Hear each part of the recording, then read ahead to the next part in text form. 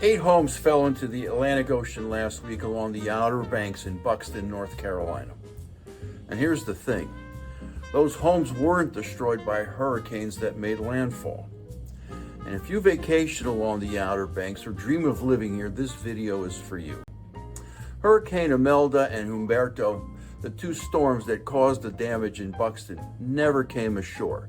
They just brushed past the coast, pushing waves and water hard enough to collapse what was already hanging by a thread.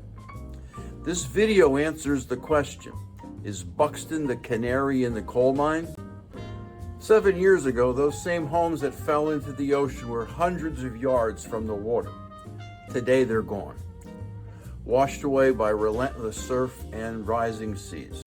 Is Buxton the canary in the coal mine for the Outer Banks?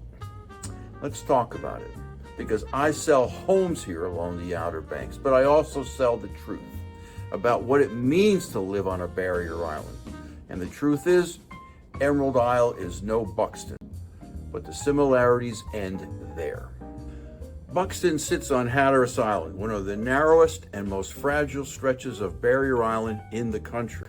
And Buxton, sitting in the middle of all that, just doesn't have the money or the resources to fight back effectively. Now let's look at Emerald Isle. We're on Bogue Banks, a wider, more stable barrier island. Most homes sit on higher ground, between 15 and 35 feet above sea level. And we have multiple dune lines protecting oceanfront properties. Geography alone gives Emerald Isle and Bogue Banks a head start, but the real story is how this community planned ahead. Back in the early 2000s, the town commissioners from every community on Bogue Banks came together, Emerald Isle, Indian Beach, Pine Knoll Shores, Atlantic Beach, and agreed on a long-term renourishment and protection plan. They knew that without sand, there's no beach. And without a beach, there's no tourism, no home value, no businesses, and eventually no town. This collaboration led to a referendum, and it barely passed.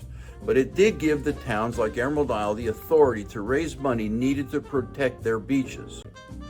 Buxton's story is tragic, but it's also instructive. It reminds us that living on a barrier island isn't about pretending nature won't change things. It's about understanding the risks, respecting the ocean, and making smart collective choices. Here in Emerald Isle, we've done just that.